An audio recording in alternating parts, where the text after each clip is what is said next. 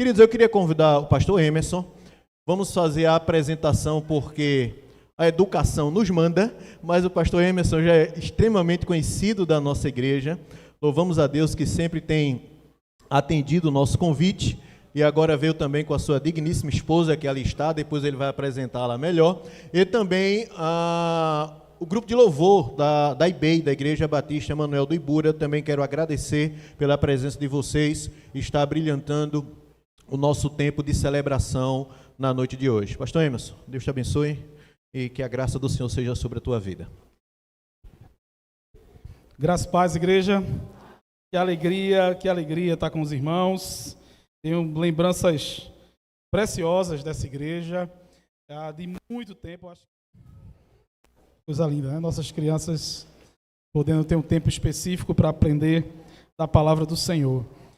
Eu ia dizendo que tenho lembranças de muito tempo atrás. Mês passado eu completei 40 anos, então 30 anos atrás, 32 anos atrás mais ou menos, eu vinha aqui para as escolas, para a escola bíblica de... Obrigado. Para a escola bíblica de férias, às vezes para a EBD, né? E eu vinha, participava aquele anseio de aprender da palavra do Senhor e estar com os irmãos, mas com pouco tempo meu irmão descia, que os irmãos conhecem bem, é de Gilson, e dizia, volta que mãe está mandando tu escovar os dentes. Tu escovou os dentes ainda não, eu subi a ladeira de volta, escovar os dentes para depois descer e participar. Mas tenho lembranças muito boas aqui da igreja, e como é bom a gente poder comungar com os irmãos e poder estar mais uma vez aqui sendo convidado pelo pastor Fábio. Obrigado, pastor, todo carinho, pastor Alcântara. Estou aqui constrangido, né? Esses pregadores aqui preciosos da palavra do Senhor, mas é tão bom estar com vocês aqui. Queria compartilhar um pouco daquilo que Deus colocou no nosso coração. Minha esposa hoje está comigo, me acompanhando. Nossos filhos não vieram, mas Gina está por ali. Faz pelo menos um sinal assim, filha. Pronto. Ela disse, para com esse negócio de ficar dizendo a mulher mais bonita da igreja, né? A mulher mais bonita da noite. Eu não gosto dessas coisas, não vou dizer não, tá certo? Mateus capítulo 21. Nós vamos ler um texto da palavra do Senhor. Gratidão aos irmãos por essa noite tão especial, pelo Ministério do Louvor da nossa igreja lá também, os irmãos que nos acompanham lá, e escutam o pastor pregar todo domingo, ainda tem, né, paciência para vir escutar na sexta-feira também. Deus renove a paciência de vocês. Quando o pastor me fez o convite, esse texto me veio à mente porque eu tinha acabado de refletir sobre esse texto com a nossa igreja local, e foi muito bom a gente poder refletir sobre esse texto lá e poder compartilhar também daquilo que Deus falou no nosso coração, na nossa comunidade, e pode ser aplicado também aqui, porque nós somos uma só igreja, a igreja do nosso Senhor. Esse tema tão precioso, né? Firmados em Cristo, comprometidos, né, com a sua igreja, né? Comprometidos com a sua igreja. Nós queremos compartilhar desse tema. Mateus capítulo 21, a partir do verso 12, inicia-se aí um texto bem conhecido da palavra do Senhor. E entrou Jesus do templo de Deus, e expulsou todos os que vendiam e compravam no templo, e derrubou as mesas dos cambistas e as cadeiras dos que vendiam pombas.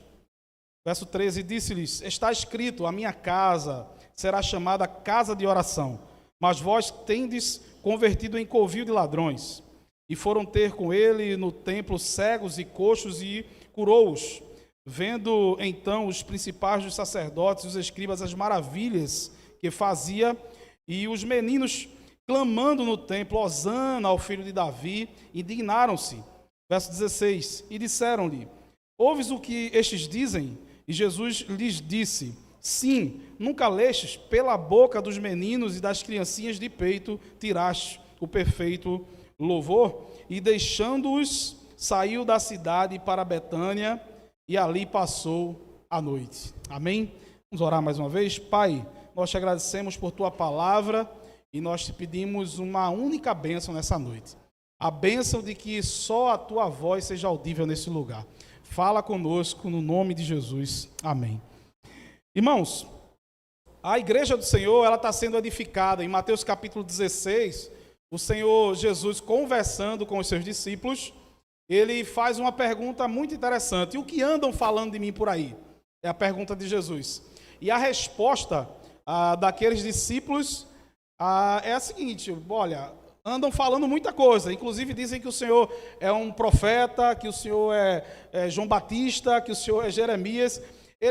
A multidão, as pessoas que seguiam Jesus, aqueles que falavam de Jesus naqueles dias, achavam que Jesus era um grande profeta, poderoso em milagres. Inclusive, as comparações de Jesus com relação a alguns profetas são profetas duros, né? Profetas que profetizaram de forma bem dura sobre as nações. Então, a multidão olhava para Jesus dessa forma.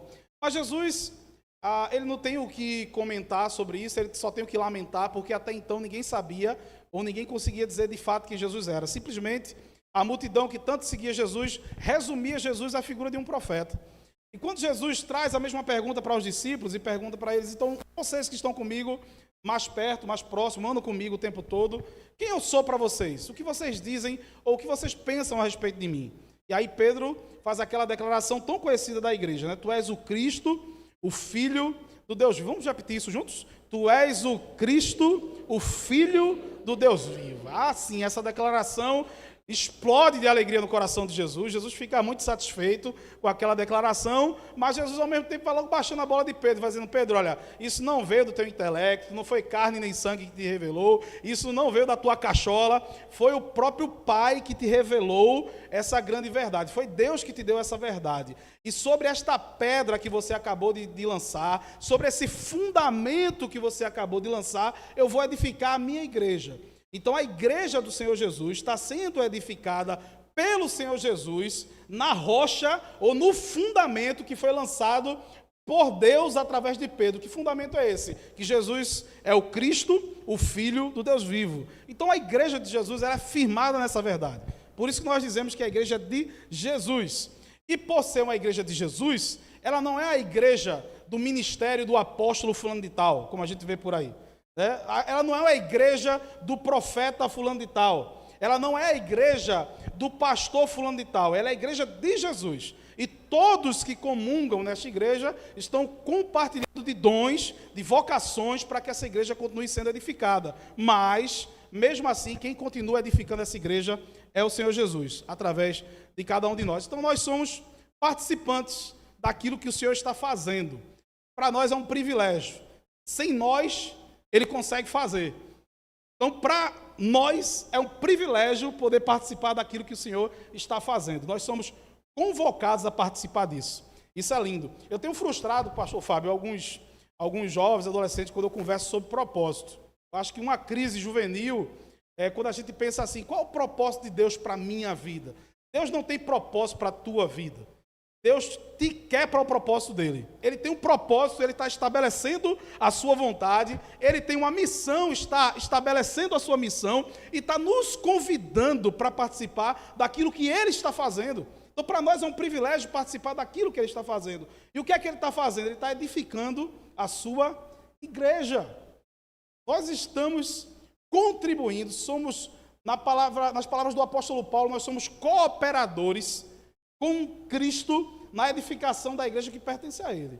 E essa verdade, que a igreja de Jesus está sendo fundada, edificada por Jesus, quer também dizer para a gente que, no meio de tanta gente como está cheia essa igreja hoje aqui, todo mundo aqui tem uma igreja ideal na sua cabeça. Se eu passar o microfone aqui para você e perguntar aqui de um por um, como tem que ser a igreja de Jesus para você?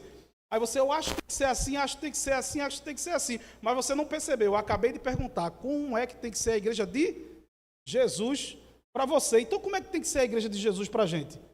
Tem que ser a igreja dele, como ele quer e não como a gente quer.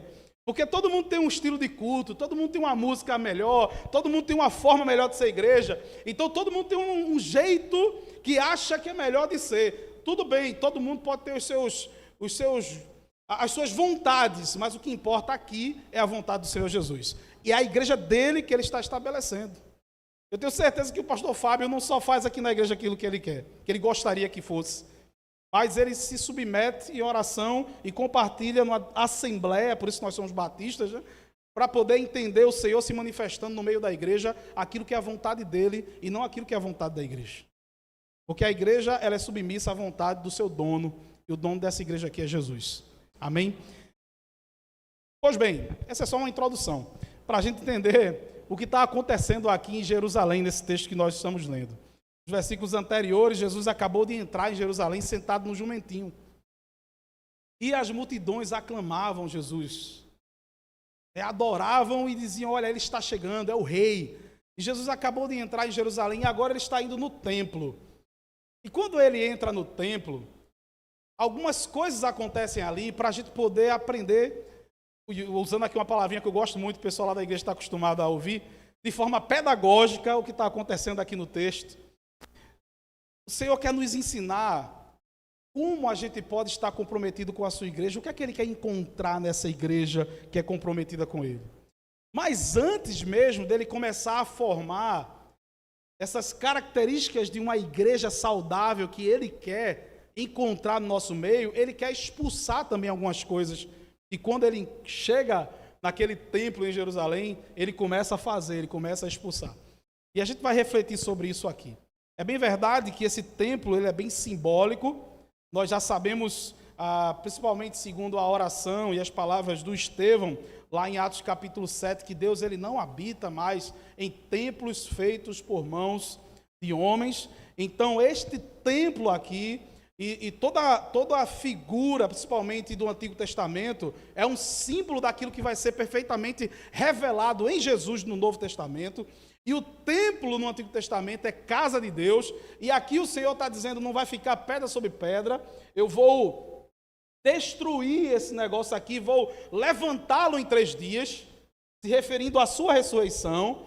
Jesus, certa feita, falou isso, dizendo, olha, isso que vocês estão vendo, e a turma está dizendo, como assim o Senhor vai levantar em 3 dias? Os nossos pais demoraram anos, 40 anos para construir esse negócio. O Senhor está dizendo que vai construir em 3 dias, sim. Jesus estava falando de um templo perfeito, porque até ali, aquilo tudo era um símbolo para poder ensinar algo perfeitamente identificado na pessoa de Jesus. Jesus está ressuscitando ao 3º dia, ele agora vai fazer a habitação na sua igreja, que não é mais um prédio. Na verdade, nunca foi sempre um símbolo, mas é o seu povo. Então, quando Jesus está entrando nesse templo aqui, a gente tem que ter em mente pelo menos 2 coisas. Primeiro, templo somos nós, como coletivo, como igreja do Senhor, como corpo de Cristo, e templo sou eu, como alguém no qual ele habita, por sua misericórdia, sua graça, ele habita com o seu espírito. Então, a gente pensa dessas 2 maneiras. A gente vê tanto o apóstolo Paulo falando aos Coríntios, que nós somos santuário de Deus, 1 Coríntios capítulo 3, como também ele vai nos lembrar que esta casa que nós somos deve servir para a glória de Deus. Então nós somos, como indivíduos, sim, habitação do Senhor, porque ele pode se manifestar através de nós.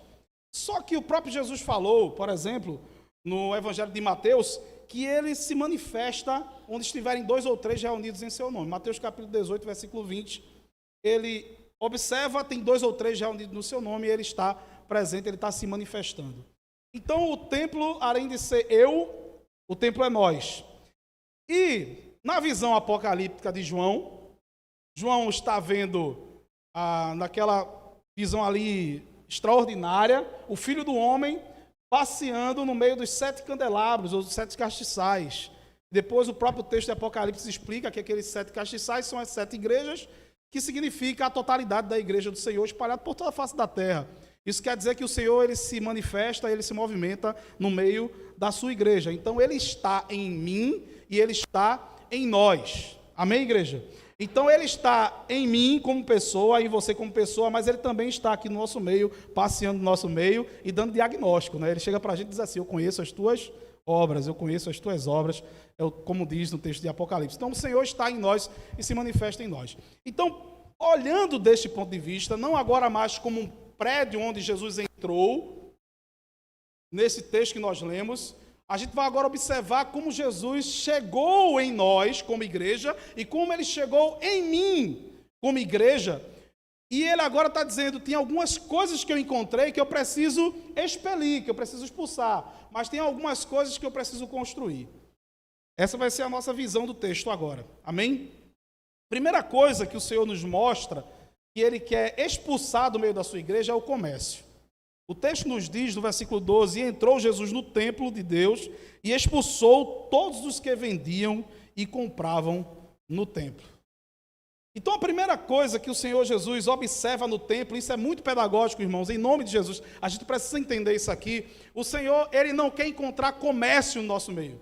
A ideia de se comercializar tudo. Quando nós colocamos preço naquilo que tem valor. Quando nós negociamos os valores que são inegociáveis. E quando o Senhor chega no ambiente ou no meio da sua igreja e percebe que os valores, principalmente dos tempos atuais, estão sendo negociados, o Senhor para e diz, eu quero expulsar isso aqui. Eu quero tirar esse negócio.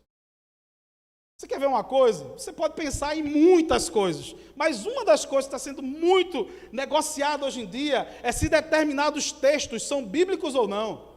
Se eles deveriam continuar nas escrituras ou não. Por que não a gente remover, já que está politicamente incorreto? E o Senhor não negocia com a sua palavra. Porque céus e terras vão de passar, mas a sua palavra permanecerá para sempre. E quando ele chega no meio da igreja, ele fala, não, isso aqui é inegociável. É o quê? É pintar a parede de laranja? Pode pintar, tem problema não. É o quê? É botar uma luz colorida ali? Tem problema não. É o quê? Não, vamos adulterar esse texto aqui. Texto? Jamais. Isso é inegociável. Enquanto a gente está brigando dentro das igrejas por aí, por causa desses besteiros de assim pode, assim não pode, a coreografia pode isso ou não pode, e quando a gente está preocupado com isso, a palavra vai sendo minada, aquilo que de fato deveria ser a nossa preocupação, a gente vai comercializando e a gente vai negociando. Então a gente precisa perceber o Senhor Jesus no nosso meio, dizendo para nós nessa noite, olha, aquilo que tem valor e que eu dei para vocês como valor, não pode ser comercializado. E ele está expulsando aqui todos aqueles que vendem e que compram. Todos aqueles que estão negociando, todos aqueles que estão barganhando. Todos aqueles que são facilmente comprados. Mas o texto nos diz também, se você seguir no verso 12, que ele derrubou as mesas dos cambistas. E se tem uma coisa que o Senhor Jesus também quer expulsar do meio da sua igreja, é essa ideia de cambismo. O cambismo é a ideia de você cobrar pelo acesso e cobrar além daquilo que é o real preço. Você quer entender essa ideia dos cambistas? Eu ia dar um exemplo do Arruda, mas o Arruda não tem isso. Mas se você for na Ilha do Retiro, tem muitos cambistas ali vendendo para o pessoal assistir. É só um exemplo, tá vendo como os irmãos entenderam? Mas é a ideia de você colocar um preço maior para que as pessoas tenham acesso. E é muito interessante que o texto aqui nos diz que as pessoas estavam vindo de todos os lugares para poder acessar o quê? Acessar o quê? O que era que estava ali? O que significava o templo? Senão o lugar da manifestação da presença de Deus. E aí os cambistas estão aqui cobrando preços altíssimos para que as pessoas cheguem à presença de Deus. Amados irmãos, o Senhor Jesus, quando vê isso, ele sai derrubando tudo e diz, não, isso aqui não pode haver na igreja. Cobrar para que acessem a presença, dificultar o acesso, porque talvez você esteja pensando ainda de forma rasa, não, mas aqui no culto a gente não cobra para o pessoal cultuar. Não é isso não, irmãos. É quando nós vivemos de tal forma que nós dificultamos o acesso das pessoas à presença do Senhor, seja no nosso meio ou seja na nossa vida. Vamos para o nosso individual. E quando a gente olha para esse texto, a gente olha para as nossas comunidades de fé e para a nossa vida, a gente percebe que há grilhões. A gente tem muita dificuldade para permitir a manifestação do Espírito Santo no nosso meio como igreja do Senhor. E a gente tem muita dificuldade para permitir a manifestação do Espírito Santo na nossa vida. E a gente diz que, olha, Senhor, em alguns lugares o Senhor pode mexer, mas em alguns determinados lugares não é bom que o Senhor mexa. São grilhões, são cadeias. Os mais antigos aqui viveram aí o período do movimento de renovação que as igrejas viveram, acho que década de 70, 80, irmãos lembram, E a discussão naquela época era a questão da manifestação do Espírito Santo.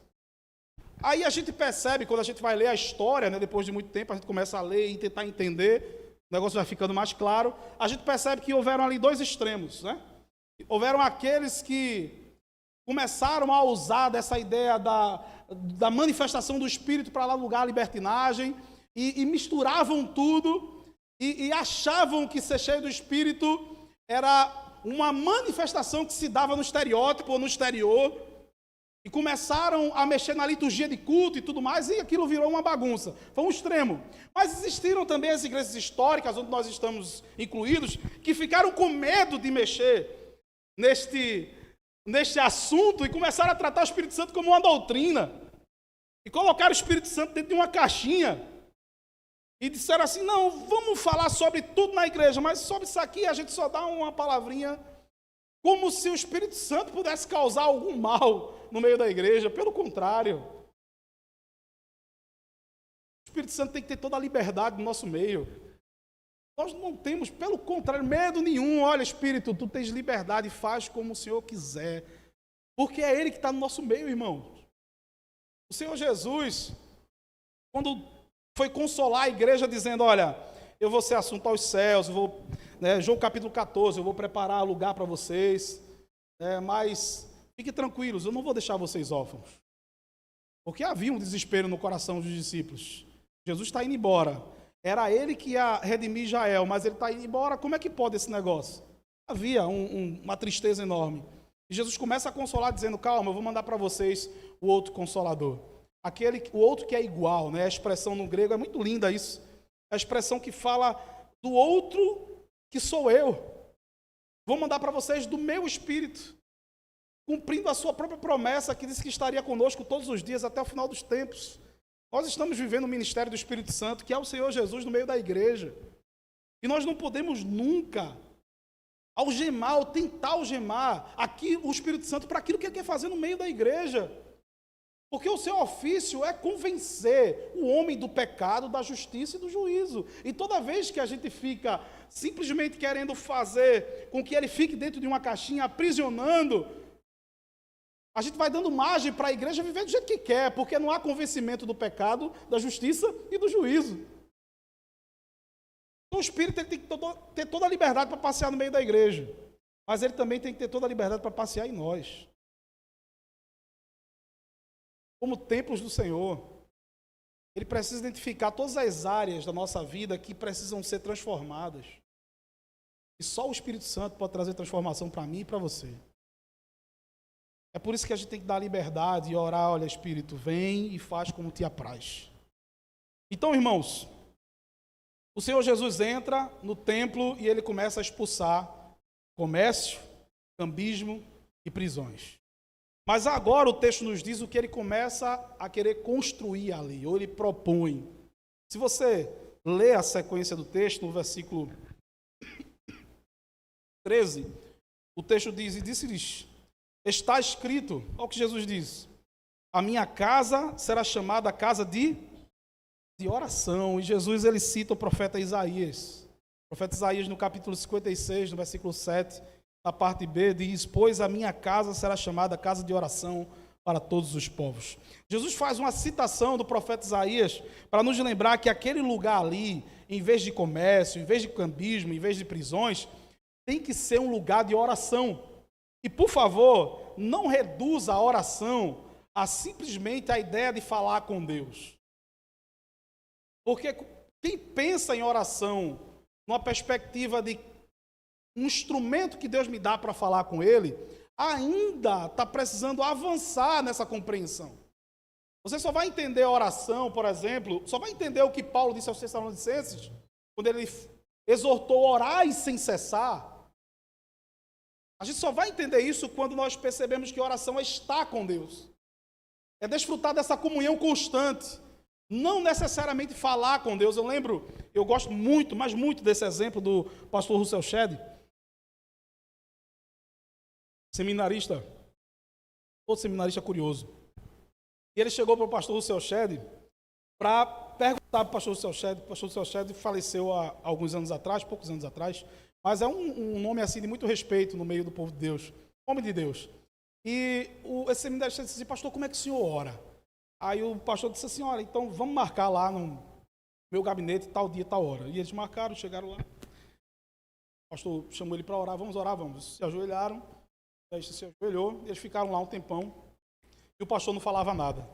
E o seminarista se aproximava e botava o ouvido para tentar ouvir que aqui o pastor, o seu chefe, falava, e ele não falava nada. Os dois ficaram em silêncio, muito tempo passou, o joelho já estava doendo, levantaram, em nome de Jesus, amém. E o seminarista curioso perguntou, pastor, eu vim aqui para aprender a orar com o senhor, mas eu não escutei o senhor orando. Aí ele disse, é porque eu não falei nada. Quem foi que lhe disse que oração é falar?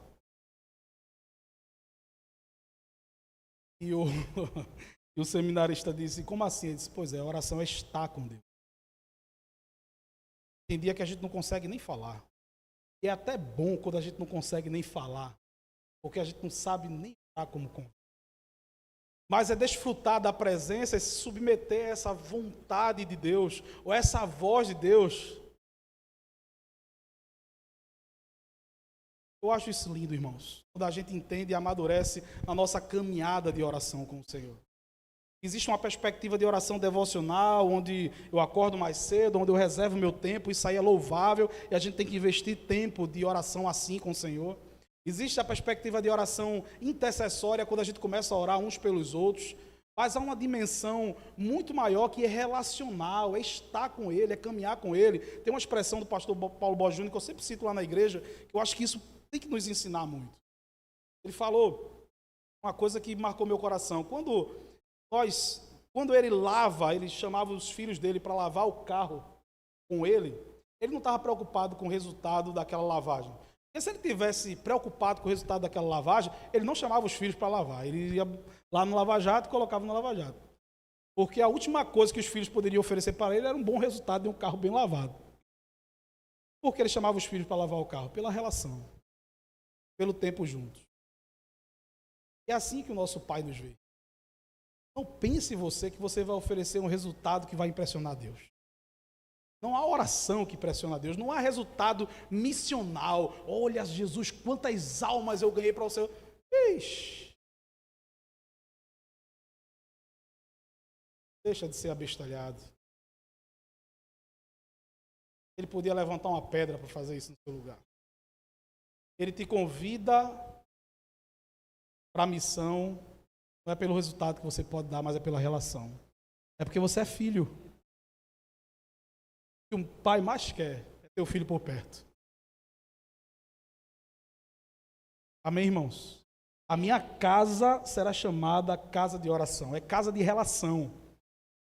É um ambiente onde todos se relacionam. Este lugar aí na sua interioridade, onde eu fiz casa, fiz habitação, tem que ser um lugar de oração, um lugar de relação, de comunhão constante. Não é um período do dia, mas ele quer participar das decisões do dia todo.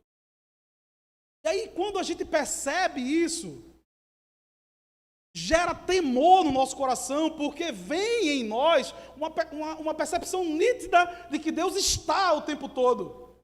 Então, se eu percebo que Ele está o tempo todo, Ele baliza as minhas conversas, os meus ambientes são envoltos pela presença dEle. Perceberam como vida de oração vai muito mais além de um momento específico do dia? E nós aprendemos a idolatrar homens de Deus que ficavam 12 horas de joelho orando. Louvado seja Deus pela vida desses homens, mas é algo muito além, irmãos. É uma caminhada constante. Não é um culto de oração no dia da semana, onde a gente se reúne com alguns poucos irmãos para orar. Mas é uma igreja que se movimenta numa relação constante com o seu Deus. E que não abre mão disso. E todo ajuntamento é um sinal de que Deus está presente. E que quando não há ajuntamento mais, onde essa igreja vai, as vieras que essa igreja entra, você como igreja, eu como igreja, ali o Senhor está, porque é uma relação constante com Ele. É vida de oração, é isso. E o texto segue dizendo, vou encerrar, irmãos, você já passou minha hora aqui. Estou terminando. Mas o texto também nos diz, no versículo 14, que foram ter com ele no templo cegos, coxos, e ele os curou. E aqui tem mais uma coisa que o Senhor quer construir no meio da sua igreja, ou quer que a igreja identifique isso como característica fundamental. A igreja é lugar de cura. A igreja é ambiente saudável, ambiente de cura. E mais uma vez, eu não estou falando só do ajuntamento, do povo, de nós, de corpo. Eu estou falando de mim também, de você. No dia a dia, na individualidade. Por onde a gente vai. Deixa eu perguntar para vocês, seja sincero. As pessoas quando chegam à sua presença, pessoas que vêm com suas mazelas, com as suas enfermidades, com as suas doenças psicossomáticas, que são muito graves hoje em dia, e elas chegam a você para conversar com você, você sendo igreja do Senhor, as pessoas chegam para conversar com você, elas saem da sua presença, melhores ou piores? Não precisa responder para mim, não. Essa pergunta é crucial, irmãos, para saber se o Senhor está edificando a igreja dele em mim. Porque se o Senhor está edificando a igreja dele em mim, a minha vida é lugar que emana cura para as pessoas. Mas tem crente, que a pessoa chega para conversar, sai pior. Chega uma pessoa toda quebrada, falando mal de todo mundo, aí vai conversar com o crente é mesmo, e é isso. Ele apimenta. Aí, que isso? Não foi com a igreja que esse camarada se encontrou, não?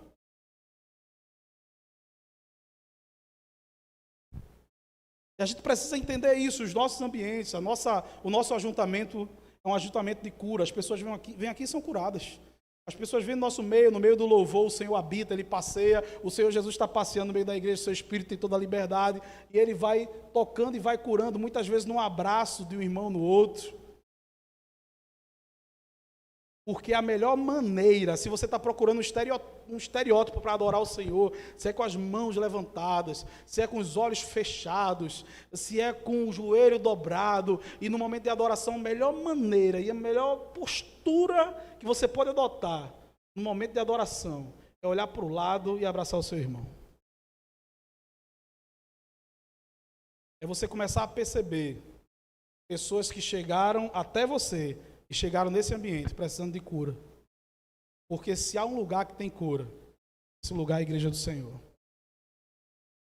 E para finalizar, de fato, o texto nos diz, no versículo 15 e 16, vendo então os principais dos sacerdotes e os escribas as maravilhas que fazia, e os meninos clamando no templo, Hosana ao filho de Davi, indignaram-se e disseram-lhe, ouves o que estes dizem? E Jesus lhes disse, sim, nunca leste pela boca dos meninos das criancinhas de peito tirastes o perfeito louvor?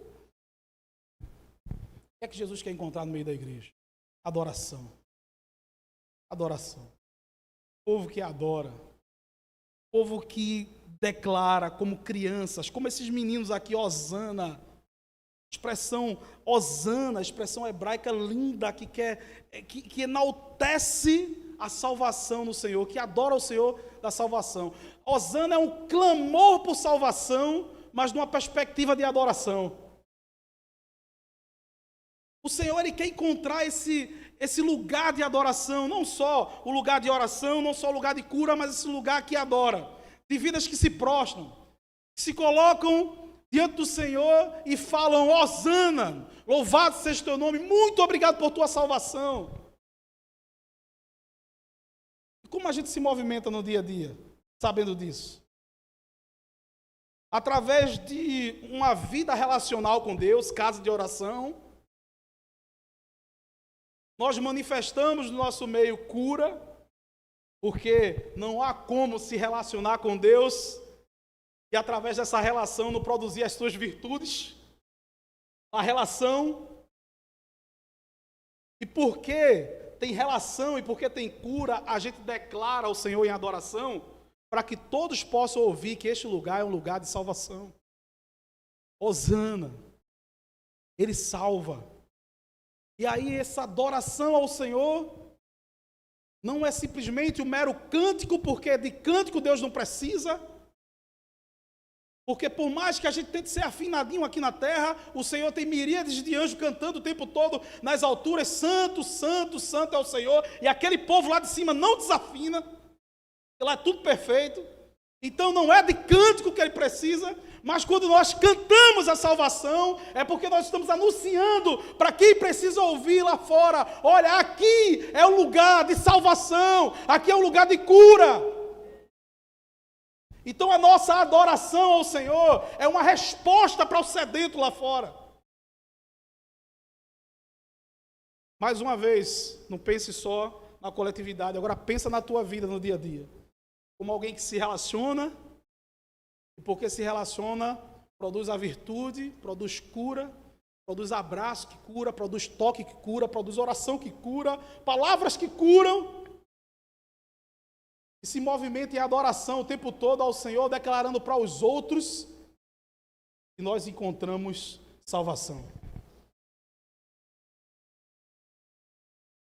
É isso, irmãos. É isso que o Senhor quer produzir em nós. Nós que estamos declarando nessa noite e vamos declarar durante esses 3 dias de conferência, nós queremos nos comprometer com a igreja do Senhor.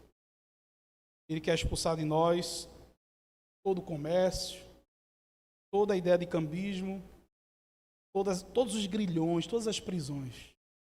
Mas Ele quer encontrar em nós a casa de oração, de relação, lugar de cura, um lugar de adoração. Vamos orar, vamos colocar nosso coração diante do Senhor.